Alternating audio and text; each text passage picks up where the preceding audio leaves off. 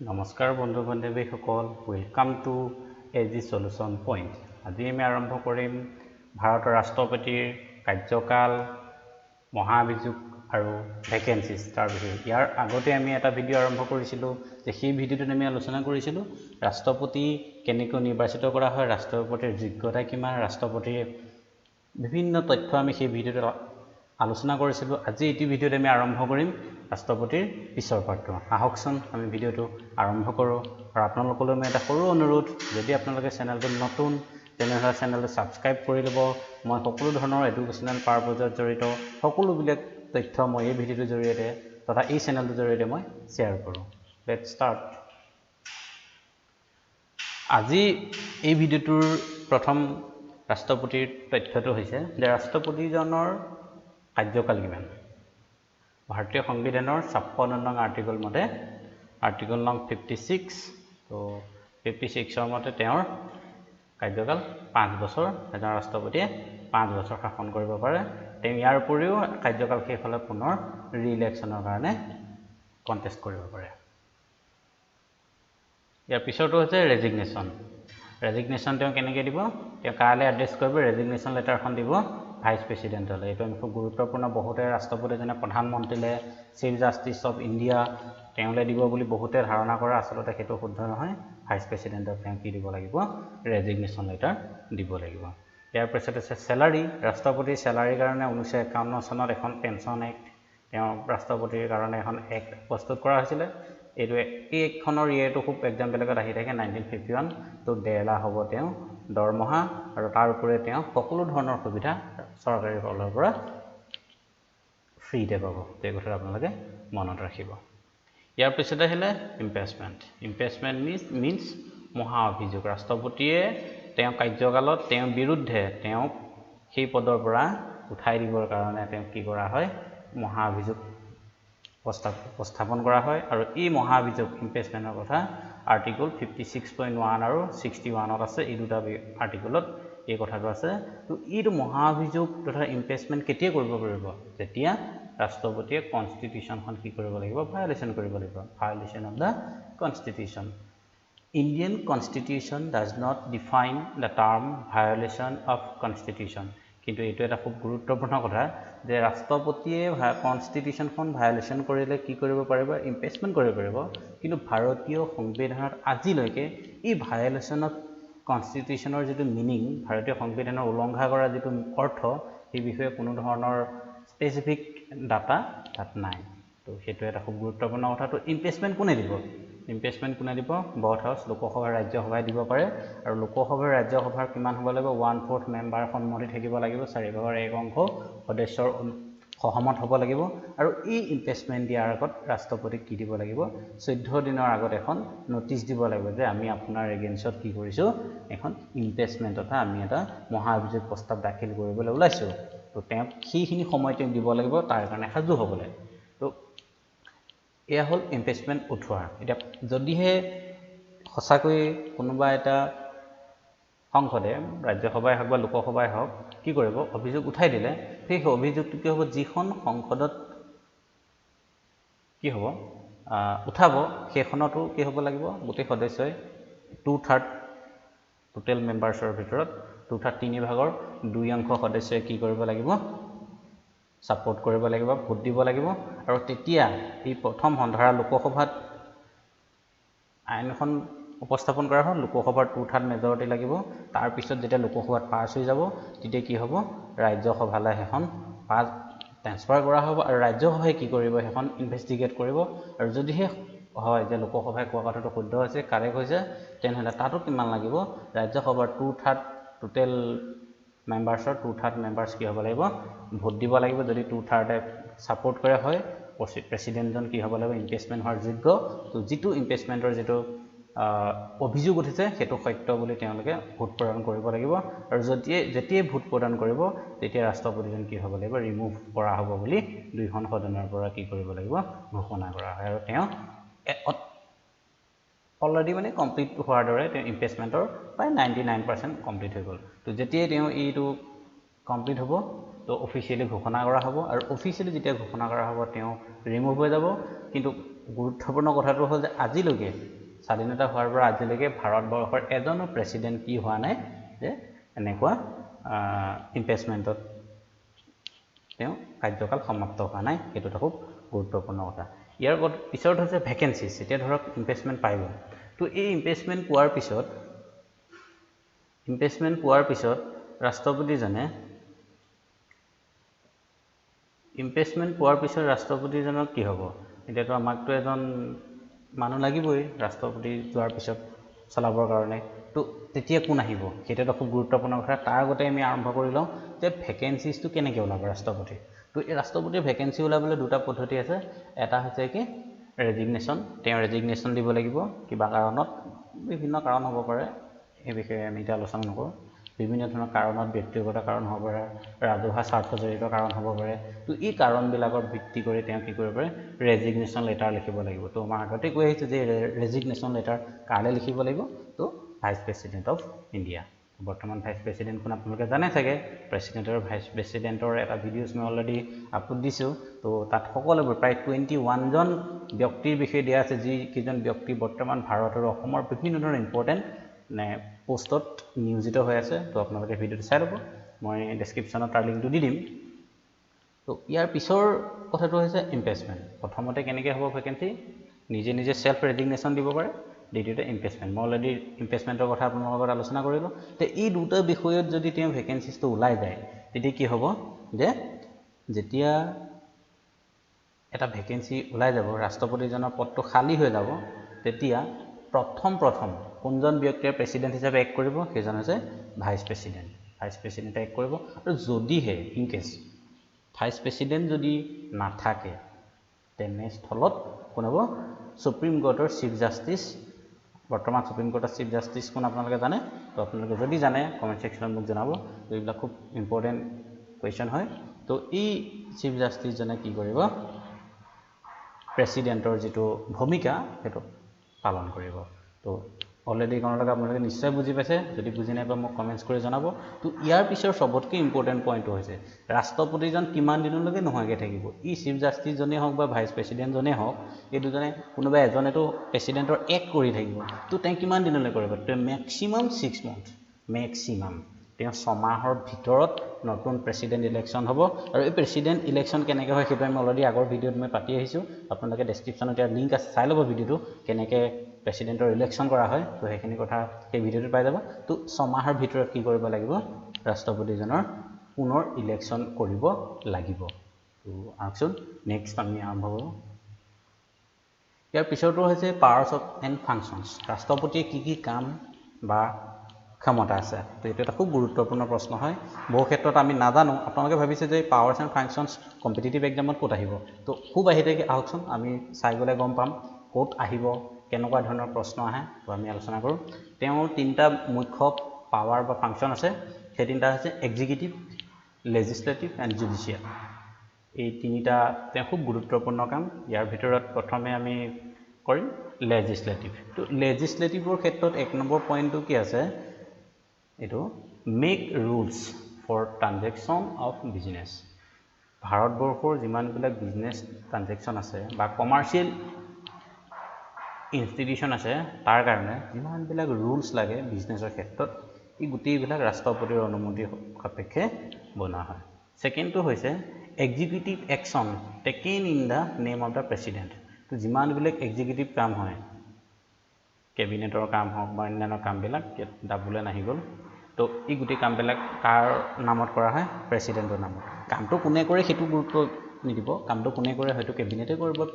প্ৰধানমন্ত্ৰীয়ে কৰিব কিন্তু কাৰ নামত কৰা হয় প্ৰেসিডেন্ট থাকে ৰেসপন্সিবল হয় এইটো এটা খুব গুৰুত্বপূৰ্ণ নেক্সট 3 নম্বৰ পাৱাৰটো হৈছে তেওঁ বহু ধৰণৰ ব্যক্তিক বিভিন্ন ধৰণৰ সংস্থাৰ মুৰব্বীসকলক কি কৰা হয় এপইণ্ট কৰা হয় কাক কৰা হয় সব প্ৰধানমন্ত্ৰীক এপইণ্ট কৰা হয় ইউনিয়ন কাউন্সিল মিনিষ্টাৰক এপইণ্ট কৰা হয় গভৰ্ণৰসকলক এপইণ্ট কৰা হয় কেগৰ যিজন মুৰব্বী সেইজনক এপইণ্টমেণ্ট কৰা হয় UPSC chairman UPSC member UPSC president সেইসকলক কৰা হয় আৰু সুপ্ৰিম কোৰ্ট এণ্ড হাই কোৰ্টৰ জাজবিলাকক কৰা হয় সুপ্ৰিম কোৰ্টৰ হাই কোৰ্টৰ জাজবিলাক বা সুপ্ৰিম কোৰ্টৰ যিজন চিফ জাষ্টিস তেওঁক কি কৰা হয় প্ৰেচিডেণ্টে কি কৰা হয় এপইণ্ট কৰা হয় এটৰ্নি জেনেৰেলজনক এপইণ্ট কৰা হয় চিফ ইলেকশ্যন কমিশ্যনাৰ মুখ্য নিৰ্বাচনী বিষয়া তেখেতক ৰাষ্ট্ৰপতিয়ে নিয়োগ কৰে ফাইনেন্স কমিশ্যনাৰজন আৰু আৰ্মি নেভি এয়াৰফ'ৰ্চ তেওঁলোকৰ মুৰব্বীসকলক কি কৰা হয় ই ভাৰতৰ ৰাষ্ট্ৰপতিগৰাকীয়ে কি কৰে নিযুক্তি দিয়ে তো এইটো কথা খুব গুৰুত্বপূৰ্ণ চাব প্ৰত্যেকটো গুৰুত্বপূৰ্ণ অৰ্গেনাইজেশ্যনৰ বা ডিপাৰ্টমেণ্টৰ মুৰব্বীজনক কোনে দিয়ে ৰাষ্ট্ৰপতিয়ে এপইণ্ট কৰে তো এইটো এটা বহুত গুৰুত্বপূৰ্ণ পইণ্ট ইয়াৰ পিছৰটো হৈছে যে set up interstate commission SC/ST investigate committee তো ইণ্টাৰষ্টেট কমিশ্যন ধৰক ইণ্টাৰষ্টেট ডিস্পিউটবিলাক হয় এই ডিস্পিউটবিলাক হওঁতে যিবিলাক হলস্থুল লাগে কনফ্লিক্টবিলাক সমাধান কৰিবৰ কাৰণে ইণ্টাৰষ্টেট কমিশ্যন পাতি দিয়ে আৰু যিসকল শিডিউল কাষ্ট শিডিউল ট্ৰাইব আছে তেওঁলোকৰ বিভিন্ন ধৰণৰ বিষয়ৰ ওপৰত যদি ইনভেষ্টিগেট কৰিবলগীয়া হয় তাৰ কমিটিবিলাক কোনে প্ৰস্তুত কৰি দিয়ে ৰাষ্ট্ৰপতিয়ে তো এই চাৰিটা খুব গুৰুত্বপূৰ্ণ আৰু বহু আছে মই জাষ্ট আপোনালোকৰ কাৰণে এক্সামিনেশ্যন পইণ্ট অফ ভিউৰ পৰা জাষ্ট চাৰিটা দিছোঁ তো ইয়াতে বহুখিনি সৰু সুৰা প্ৰশ্ন কমাই আছে আপোনালোকে নিশ্চয় এতিয়া বুজি পাইছে যে কোনবিলাক আহিব পাৰে তো এইটো খুব গুৰুত্বপূৰ্ণ এইখনতে মই আপোনালোকক এটা কথা কৈ থৈ যাম যে কেগৰ বৰ্তমান মুৰব্বীজন কোন UPSC চেয়াৰমেন কোন সুপ্ৰিম কোৰ্টৰ চিফ জাষ্টিছ বৰ্তমান কোন হাইকোৰ্টৰ জাজ কোন বৰ্তমান বা গুৱাহাটীজনে আপোনালোকে অসমৰ কাৰণে চাব পাৰে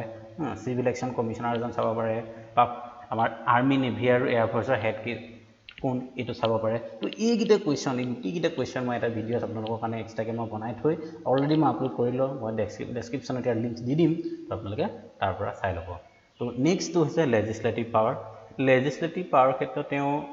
বহু পাৱাৰ আছে তাৰ ভিতৰত মই কেইটামান খুব গুৰুত্বপূৰ্ণ কেইটামান মই আপোনালোকৰ মাজলৈ লৈ আহিছোঁ এনেই বহুতখিনি চাই ভিডিঅ'টো দীঘলীয়া কৰি কোনো লাভ নাই জাষ্ট কম সময়ত কেনেকৈ আপোনালোকে বেছি শিকিব পাৰে তাৰ ভিতৰত মই আপোনালোকক গুৰুত্ব দিছোঁ বহুতে হয়তো জিকে কৰি দিব পাৰে এটা কুৱেশ্যন দুটা কুৱেশ্যন এটা কুৱেশ্যন অপশ্যন দি সেইটো টাইম ৱেষ্টিং কাম মই সম্পূৰ্ণ গোটেই বিষয়টো আপোনালোকৰ ওপৰত লৈ আহিছোঁ এইটো ভিডিঅ' চালে প্ৰেচিডেণ্টৰ বিষয়ে আপোনালোকে কোনো ধৰণৰ বেলেগ একো চাব নালাগে মই কেইবাখনো কিতাপ NCERT কেইবাখনো আৰিহান পাব্লিকেশ্যনৰ নিচিনা কিতাপৰ পৰা গোটেই বস্তুটোৰ পৰা বিচাৰি উলিয়াই মই ভিডিঅ'টো বনাইছোঁ তো আপোনালোকে 100% কেটকাৰ ভাল কথা নাপায় তো আহকচোন লেজিছলেটিভ আছে পাৱাৰ্ছবিলাক চাই লওঁ 1 নম্বৰতে দিছে নমিনেট তেওঁ নমিনেট কৰিব পাৰে 12জন ৰাজ্যসভালৈ আৰু 2জন লোকসভালৈ এই কুৱেশ্যনটো খুব আহি থাকে যে ৰাষ্ট্ৰপতিয়ে ভাৰতৰ সংসদলৈ কিমানজন সদস্য মানে মনোনীত কৰিব পাৰে এই কথাটো মনত ৰাখিব কেতিয়াবা প্ৰশ্নটো সুধিব লোকসভালৈ কেতিয়াবা সুধিব ৰাজ্যসভালৈ কেতিয়াবা সুধিব সংসদলৈ তো মনত ৰাখিব সংসদলৈ হ'লে সদায় 14জন লোকসভাত যিহেতু 12জন আৰু ৰাজ্যসভাত 12জন আৰু লোকসভাত 2জন তো এই 2জন মিলে 12 2 14জন হয়তো এইটো হ'ল সংসদত তো এইটো মনত ৰাখিব ইয়াৰ পিছৰ কথাটো হৈছে 2 নম্বৰটো হৈছে সামন্স অফ দা পাৰ্লিয়ামেণ্টৰ কি কৰিব পৰা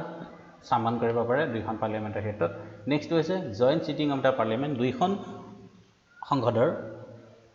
লোকসভা ৰাজ্যসভা মিলাই যেতিয়া মিটিং পাতে জইণ্ট চিটিং তো তাত কি কৰে তেওঁ এইটো কামান কৰিব পাৰে জইণ্ট চিটিংটো তেওঁ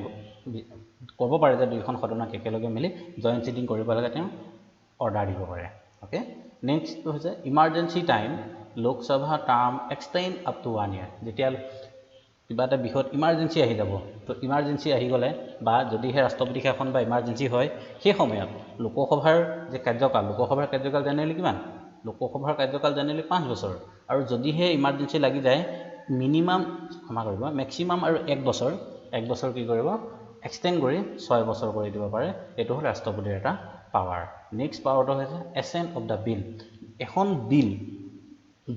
আৰু আইন বা ল মাজত এটা পাৰ্থক্য আছে এখন বিল কাক কয় বা এখন আইন কাক কয় যেতিয়ালৈকে ৰাষ্ট্ৰপতিয়ে সেই বিলখনত সিগনেচাৰ নকৰিব তেতিয়ালৈকে সেইখন বিল বুলিয়ে ক'ব আৰু যেতিয়াই সেইখন ৰাষ্ট্ৰপতিয়ে সিগনেচাৰ কৰি দিব যে হয় এইখন আমাৰ ভাৰতবৰ্ষত লাগু হ'ব লাগে চলিব লাগে তো তেতিয়া এখন বিল নহয় তেতিয়া এখন আইনলৈ পৰিৱৰ্তন হ'ব তো এই বিলখন আইন হ'বনে নহয় সেই এছেণ্টটো মতামতটো কোনে দিব ৰাষ্ট্ৰপতিয়ে তেওঁ ইচ্ছা কৰিলে দিবও পাৰে ইচ্ছা কৰিলে নিদিব পাৰে সেইটো সম্পূৰ্ণৰূপে কেতিয়াবা দলীয় ৰাজনীতিৰ কথা আহি পৰে বা কেতিয়াবা কি হয় একচুৱেল ঘটনাটোৰ ওপৰত তেওঁ বহু সময় চালি জাৰি চাবলগীয়া হয় আৰু তাৰ কাৰণে তেওঁ 4 প্ৰকাৰৰ পাৱাৰ আছে ভেটো পাৱাৰ বুলি কয় তো এই ভেটো পাৱাৰ বিষয়ে মই আপোনালোকক এটা বেলেগ ভিডিঅ'ত মই আৰম্ভ কৰিম কাৰণ এই ভিডিঅ'টো বহুত দীঘল হৈ যাব যদিহে মই এইটোও লৈ যাওঁ তো এই ভেটো পাৱাৰ ইউজ কৰি তেওঁ কি কৰিব পাৰে বিলখন হয় বিল বুলি ক'ব পাৰে আইন বুলি সিগনেচাৰ কৰিব পাৰে নহলে আকৌ ৰাজ্যসভালৈ বা লোকসভালৈ কি কৰিব পাৰে উভতাই পঠাই দিব পাৰে তো মানিবেলৰ ক্ষেত্ৰতো এটা সেপাৰেট কন্ডিশন আছে তো সেই বিষয়ে আমি পিছৰ ভিডিঅ'ত আৰম্ভ কৰিম ইয়াৰ লেজিসলেটিভৰ 7 নম্বৰ যেটো পইণ্ট অৰ্ডিনেন্সৰ ক্ষেত্ৰত বহুত গুৰুত্বপূৰ্ণ এটো সংবিধানৰ 123.1 নং আৰ্টিকলত আছে যে যেতিয়া লোকসভা ৰাজ্যসভা তথা পাৰ্লিয়ামেন্টৰ সিজন যেটা নবহে তেতিয়া কি কৰিব ইমাৰ্জেন্সি আহি গ'ল ধৰক এটা কৰোনা আহি গ'ল তো ভাৰতবৰ্ষত পাৰ্লিয়ামেন্টাৰী সিজন হোৱা নাই যদি নোহোৱা অৱস্থাত ইমাৰ্জেন্সি ডিসিশন ল'ব লগা হয় তেতিয়া ৰাষ্ট্ৰপতি এখন অৰ্ডাৰ কি কৰি দিব কিছু কৰি দিব কি কৰিব লাগিব সেই সময় যেহেতু আমাৰ চৰকাৰী কামকাজবিলাক পাৰ্লিয়ামেন্টৰ দ্বাৰাই পাছ হৈ আহে তো যেতিয়া পাৰ্লিয়ামেন্ট নাথাকে তেতিয়া কি কৰিব ৰাষ্ট্ৰপতিয়ে কি কৰিব এখন অৰ্ডিনেন্স বুলি কয় সেইখনক এখন ঘোষণাপত্ৰ এখন জাৰি কৰি দিব আৰু সেইখনত সাইন কৰি তেওঁ কৈ দিব যে বৰ্তমান ভাৰতবৰ্ষত এনেকুৱা এটা ব্যৱস্থা হ'ব লাগে তো সেইটো অৰ্ডিনেন্স আৰু তেওঁ সেই পাৱাৰটো তেওঁৰ হাতত আছে মনত ৰাখিব এটো কেৱল পাৰ্লিয়ামেন্টৰ সিজন নবহিলেহে হ'ব পাৰ্লিয়ামেন্ট থাকিলে তেওঁ এটো কৰিব নোৱাৰে তো লেজিসলেটিভ পাৱাৰটো আমি ইমানতে আলোচনা কৰিলো আৰু আছে কিন্তু মই আপোনালোকক খুব গুৰুত্বপূৰ্ণ পইণ্টছ কেইটাহে লৈ আহিছো আপোনালোকে এটা কথা নোট কৰি যাব যে আৰ্টিকল বিলাক মনত ৰাখি যাব ইয়াৰ পিছৰটো হৈছে যে কি জুডিচিয়েল ন্যায়িক ক্ষমতা তেওঁ কি কৰিব পাৰে চিফ জাষ্টিছ অফ ইণ্ডিয়া জাজেছ হাইকোৰ্ট সুপ্ৰিম কোৰ্ট এই সকলোকে এপইণ্ট কৰিব পাৰে মনত ৰাখিব এপইণ্ট কৰিব পাৰে আৰু ডিসমিছো কৰিব পাৰে তেওঁলোকক যদি তেওঁলোকৰ বিষয়ে কিবা অভিযোগ আহে বা কোনোবাই যদি তেওঁলোকৰ বিষয়ে অভিযোগ আনি কোৰ্টত বাই ল ইউজ কৰি তেওঁলোকক দোষী সাব্যস্ত কৰিব পাৰে তেনেহলে ৰাষ্ট্ৰপতিয়ে কি কৰিব পাৰে তেওঁলোকক বৰখাস্ত কৰিব পাৰে এইটো এটা খুব গুৰুত্বপূৰ্ণ আৰ্টিকল 72 আছে পাৰ্ডন ৰাষ্ট্ৰপতিয়ে কোনো ব্যক্তিক ক্ষমা দান কৰিব পাৰে ক্ষমা ধৰক দোষী সাব্যস্ত হ'ল সুপ্ৰিম কোৰ্ট বা হাই কোৰ্টে বা কোৰ্টে কি কৰিলে ফাইনেল ৰিজাল্ট দিলে আৰু সেই ৰিজাল্টটো তেওঁ কি কৰিব পাৰে অকণমান সময়ৰ কাৰণে ৰখাবও পাৰে বা তেওঁ শাস্তিটো কম পৰিমাণে কৰি দিব পাৰে তো এই বিষয়ে 4টা আছে আমাকৰ 5টা আছে তো এই 5টাৰ বিষয়ে আমি পিছৰ ভিডিঅ'ত আৰম্ভ কৰিম ইয়াত কৰিলে ভিডিঅ'টো বহুত দীঘল হৈ যাব তো জানো আমি সাধাৰণতে বেছি টাইম পঢ়ি বেয়া পাওঁ তো 5 মিনিট 10 মিনিট আমাৰ কাৰণে বহুতে হয়তো এই ভিডিঅ'টো নাচাব কোনো কথা নাই যদি আপুনি ভৱিষ্যতে যদি এজন নিজকে প্ৰতিষ্ঠিত ব্যক্তি হ'ম বুলি ভাবিছে তেনেহলে পঢ়াত নিজকে ব্যস্ত ৰাখক আপুনি যদি নপঢ়ে অকল ফৰ্ম ফিলআপ কৰে চাকৰি পৰীক্ষা দিয়ে গৈ একো লাভ নহব ফাৰ্ষ্ট পঢ়ক আমি যেনেকৈ matric higher secondary graduation post গ্ৰেজুৱেশ্যনৰ কাৰণে পঢ়োঁ তেনেকৈ যদি আমি কম্পিটিটিভ এক্সামবিলাকৰ কাৰণে পঢ়োঁ কথা দিছোঁ 100% এক বছৰৰ ভিতৰত আপোনালোকে জব পাই যাব কিন্তু আমি দুখৰ কথা আমি সেইবোৰ নপঢ়োঁ আমি তাৰ বদলে ফেচবুক কৰিম ইউটিউব অন্যান্য কিবা কৰিম বা ইণ্ডিয়ান গভৰ্ণমেণ্টে এটা ভাল কাম কৰিলে ৰিসেন্টলি টিকটকটো বেন কৰি দিলে মই খুব হেপী এটোক লৈ ইয়াৰ উপৰিও এই তিনিটা পাৱাৰৰ উপৰিও ৰাষ্ট্ৰপতিৰ অন্য কিছুমান পাৱাৰ আছে আমি সেই বিষয়ে আলোচনা কৰিম এক নম্বৰতে আছে ফিনান্সিয়েল পাৱাৰ মানে অৰ্থনৈতিক পাৱাৰ এইটো কি কৈছে যে যেতিয়া ভাৰতবৰ্ষৰ সংসদত মানি বিল এখন উপস্থাপন হ'ব তাৰ আগতে এইটো ৰিকমেন্ডেড কাৰ পৰা ল'ব লাগিব ৰাষ্ট্ৰপতিৰ অনুমোদন ল'ব লাগিব আৰু প্ৰতি 5 বছৰৰ মূৰে কি কৰা হয় ফাইনেন্স কমিশন গঠন কৰা হয় কিহৰ কাৰণে যে ৰেভিনিউটো সেন্টাৰ আৰু ষ্টেটৰ মাজত কি কৰা হয় ইকুৱেলি ডিস্ট্ৰিবিউট কৰি দিবৰ কাৰণে প্ৰেসিডেন্টে কি কৰে ফাইনেন্স কমিশন গঠন কৰি দিয়ে এই দুটা খুব গুৰুত্বপূৰ্ণ কথা ইয়াৰ পিছত আছে ডিপ্লোমেটিক পাৱাৰছটোৰ ভিতৰত কি কৰে যে ৰাষ্ট্ৰপতিয়ে কি কৰিব পাৰে যিবিলাক আমাৰ এম্বেছাডৰ বা ডিপ্লোমেটছ বেলেগ দেশৰ লগত যিবিলাক জড়িত হৈ আছে দূতাবাসৰ লগত জড়িত থকা গোটেই ব্যক্তিসকলক তেওঁ এপইণ্ট কৰিব পাৰে সেইটো আপোনালোকে মনত ৰাখিব ইয়াত কোনো প্ৰধানমন্ত্ৰী অন্যান্য কাৰোৰ হাত নাই কিন্তু এইটো কথা মনত ৰাখিব ভাৰতবৰ্ষৰ পলিটিক্যাল সিস্টেমটো বহুত বেলেগ তো ৰাষ্ট্ৰপতিয়ে এপইণ্টহে কৰিব কিন্তু সিলেকশন কোনে কৰি দিব কোনজন মানুহ তালে যাব তো সেইটো এটা বেলেগ বিষয় তো মই তাত এটা কোনো ধৰণৰ কমেন্টছ নকৰোঁ তো মনত ৰাখক যে প্ৰেসিডেন্টে তেওঁলোকক এপইণ্টছ কৰে তো ইন্টাৰনেশ্যনেল যিবিলাক ট্ৰিটি হয় এগ্ৰিমেন্ট হয় সেই এগ্ৰিমেন্টৰ ট্ৰিটিছবিলাকত কাৰ নামত হয় ৰাষ্ট্ৰপতিয়ে তাত সাইন কৰিব লাগে তো মনত ৰাখিবা ৰাষ্ট্ৰপতিৰ লগতে সাইন কৰা হয় প্ৰধানমন্ত্ৰীৰ লগতো বহুবিলাক হয় কিন্তু এই গোটেই সাইনবিলাক মোটামুটি কাৰ লগত হৈ থাকে ৰাষ্ট্ৰপতিৰ লগত হয় ৰাষ্ট্ৰপতি প্ৰথম মনত ৰাখিব ইমাৰ্জেন্সি পাৱাৰ এইটো বহুত গুৰুত্বপূৰ্ণ ইমাৰ্জেঞ্চি পাৱাৰ ইমাৰ্জেঞ্চি পাৱাৰ তিনিটা প্ৰকাৰৰ হয় তো এটা হ'ল নেশ্যনেল ইমাৰ্জেঞ্চি সেকেন্ডটো প্ৰেসিডেন্ট ৰুল নেক্সটটো ফাইনেন্সিয়েল ইমাৰ্জেঞ্চি তো নেশ্যনেল ইমাৰ্জেঞ্চি আৰ্টিকল 352 তো ইটো আপোনালোকে মনত ৰাখিব বহুত কনফিউজিং 352 356 আৰু 360 গেপটো চাওক 52 ৰ পৰা 56 লৈ 4 ইয়াৰ পৰা ইয়ালৈ 4 তো 4 গেপ 52 ৰ পৰা 4 গেপ কৰি দিব তো নেশ্যনেল প্ৰেসিডেন্ট এণ্ড ফাইনেন্সিয়েল তো এইকেইটা ইমাৰ্জেঞ্চি পাৱাৰত ৰাষ্ট্ৰপতি সুপাৰ পাৱাৰ হৈ যায় তো সুপাৰমেনৰ নিচিনা হৈ যায় তেওঁ যি ক'ব সেইটোৱে হ'ব তো সম্পূৰ্ণ সেন্ট্ৰেল গভৰ্ণমেণ্টৰ আন্ডাৰত ষ্টেট বা ষ্টেটৰ কোনোবা এটা পাৰ্ট বা হোল কান্ট্ৰি বা কান্ট্ৰিৰ কোনোবা এটা পাৰ্ট কি হ'ব পাৰে লাগি যাব পাৰে তো আপোনালোকক এটা কথা মই সুধিছোঁ ৰিচেণ্টলি ভাৰতৰ বিশেষকৈ নৰ্থ ইষ্টৰ এখন ৰাজ্যত কি হৈছে প্ৰেসিডেন্ট ৰুল লাগি গৈছে তো আপোনালোকে জানে যদি মোক এইটো ষ্টেটখনৰ নামটো জনাব তো আমাৰ ওচৰতে আছে তো আমাৰ নৰ্থ ইষ্টৰে হয় এইটো আপুনি জনাবচোন যদি জানে ইয়াৰ ভিতৰত ফিনান্সিয়েল ইমাৰ্জেঞ্চি এইটো আজিলৈকে ভাৰতবৰ্ষত কি কৰা হোৱা নাই ইউজ হোৱা নাই কাৰণ অৰ্থনৈতিকভাৱে সংকট হোৱা নাই তো ঠিকনা নাই কৰোনাই যদি কৰি দিয়ে নাজানো আৰু এতিয়া বৰ্তমান ভাৰতৰ যিটো ইকনমি বহুত ডাউন হৈ গ'ল তো স্বাধীনতাৰ পৰা বৰ্তমান সময়লৈকে ভাৰতবৰ্ষৰ যিটো ইকনমিৰ যিটো স্কেল যদি আমি চাওঁ ডাটা বেছিনি চাওঁ ইকনমিক্সৰ বা ষ্টেটিষ্টিক্সৰ খিনি ভালকৈ জানিব তো চাওঁ তেতিয়া আমি দেখিম যে ভাৰতবৰ্ষৰ ইকনমিটো বহু ডাউন হৈ গ'ল তো এইটো এটা আমাৰ শুভ লক্ষণ নহয় ভাবিছোঁ সোনকালে ভাল হৈ উঠক কৰোনাই সকলোকে মুক্তি দিয়ক তো ইয়াৰ পিছত আজি আমি এই ভিডিঅ'টোৰ ভিতৰৰ পৰা পোৱা কেইটামান কুৱেশ্যন বা খুব ইম্পৰ্টেণ্ট বাৰে বাৰে পৰীক্ষাত আহি থকা কেইটামান কুৱেশ্যন আপোনালোকৰ মাজলৈ লৈ আহিছোঁ এইকেইটা MCQ ভিডিঅ' আৰু বহুত আছে মই যদি আপোনালোকে বিচাৰে মই জাষ্ট কুৱেশ্যন এণ্ড এনচাৰ টাইপত জিকে টাইপত আপোনালোকক মই দিবলৈ চেষ্টা কৰিম জাষ্ট আপোনালোকে মোক জনাব লাগে নে নালাগে তো আজি প্ৰথম কুৱেশ্যনটো হৈছে who was the first president of India তো ভাৰতবৰ্ষৰ প্ৰথমজন প্ৰেছিডেণ্ট কোন এইটো আমি সকলোৱে জানো ৰাষ্ট্ৰপতি হ'ল doctor Rajendra Prasad the qualifying age of প্ৰেছিডেণ্টজন হ'বলৈ হ'লে মিনিমাম বয়স কিমান লাগিব তো এই কুৱেশ্যনটো খুব কনফিউজিং চাব এইটো লাগিব 35 25 লাগিব লোকসভালৈ ৰাজ্যসভালৈ লাগিব 30 আৰু প্ৰেছিডেণ্ট হ'বলৈ লাগিব 35 চাওক কিমান গেপ আছে 5 years গেপ আছে তো এইটো খুব ইজি মনত ৰাখি ল'ব is president of India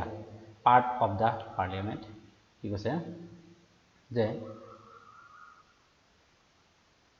president of India পাৰ্লিয়ামেণ্টৰ এইটো ক্ষমা কৰিব এইটো পাৰ্ট বুলি নহয় মই এইটো মেম্বাৰ কৰি দিলোঁ মেম্বাৰ অফ দ্য পাৰ্লিয়ামেণ্ট তো কি হয় মেম্বাৰ নহয় তেওঁ পাৰ্লিয়ামেণ্টৰ মেম্বাৰ নহয় লোকসভা বা ৰাজ্যসভাৰ তেওঁ মেম্বাৰ নহয় কিন্তু তেওঁ পাৰ্লিয়ামেণ্টৰ এটা ইণ্টিগ্ৰেল পাৰ্ট হয় এইটো কথা মনত ৰাখিব প্ৰতিটো বিষয়তে ৰাষ্ট্ৰপতি জড়িত হৈ থাকে পাৰ্লিয়ামেণ্টত কিন্তু তেওঁ পাৰ্লিয়ামেণ্টৰ সদস্য নহয় অকণমান টাইপিং খেলিমেলি হৈ গ'ল মোৰ এইটো চাব নেক্সট কুৱেশ্যনটো হৈছে who is the present president of India বৰ্তমান ভাৰতৰ প্ৰেছিডেণ্ট কোন ৰামনাথ কোবিন্দ আৰু এই কুৱেশ্যনটো যোৱাবাৰ এটা পৰীক্ষাত মই দিছিলোঁ তো সেই পৰীক্ষাটোত আহি গৈছিলে কি যে বৰ্তমান যিজন ৰাষ্ট্ৰপতি সেই ৰাষ্ট্ৰপতিজনৰ য'ত কিমান নম্বৰ সেইটো 7 নম্বৰ কুৱেশ্যনটো মই আপোনাক দিছোঁ যে তেওঁ পজিশ্যন কিমান নম্বৰত আছে এজন 14 নম্বৰজন ঠিক তেনেকৈ প্ৰধানমন্ত্ৰীজন আপোনালোকে জানেনে তো প্ৰধানমন্ত্ৰীজন কিমান নম্বৰত এতিয়া খুব গুৰুত্বপূৰ্ণ এটা আপোনালোকে চাই থ'ব আৰু নেক্সট এটা হৈছে কি আমাৰ যি গভৰ্ণৰজন কিমান number chief justice of India এজন কিমান নম্বৰ আছিলে তো এই কথাবিলাক আপোনালোকে চাই নেক্সট হৈছে who was the first women president of India ভাৰতবৰ্ষৰ প্ৰথম মহিলা ৰাষ্ট্ৰপতি হ'ল প্ৰতিভা দেৱী সিং পাটিল মই অসমৰ প্ৰথম অসমীয়া বিভিন্ন বিষয়ত প্ৰথমজন অসমৰ বিষয়ে বিভিন্ন ইনফৰমেশ্যন যিবিলাক সাধাৰণতে APSCত 35% অসমৰ ৰিলেটেড আহে তো সেইকাৰণে মই বনাই অলৰেডি মই চেনেলত দি থোৱা আছে আপোনালোকে মোৰ প্লেলিষ্টত গৈ চাই ল'ব তো আশা কৰিছোঁ ভাল পাব next question in which part of the Indian constitution related with the president ৰাষ্ট্ৰপতিৰ লগত ভাৰতৰ সংবিধানৰ কোনটো পাৰ্ট জড়িত হৈ আছে এইটো হ'ল 5 নম্বৰ পাৰ্টটো মনত ৰাখিব আৰু লাষ্টটো ক'লোৱে যে তেওঁ 14 নম্বৰৰ বৰ্তমানজন 14 নম্বৰৰ প্ৰেছিডেণ্ট তো আজিলৈ ভিডিঅ'টো ইমানেই যদি ভিডিঅ'টো ভাল পাইছে বা কিবা এটা শিকিলোঁ বুলি ভাবিছে চেনেলটো ছাবস্ক্ৰাইব কৰি ল'ব আৰু ভিডিঅ'টো এটা লাইক কৰি দিব আপোনালোকৰ এটা লাইভে মোক বহুত মটিভেট কৰে তো আশা কৰিছোঁ ভাল পালে তো আজিলৈ ভিডিঅ'টো ইমানেই thank you God bless you all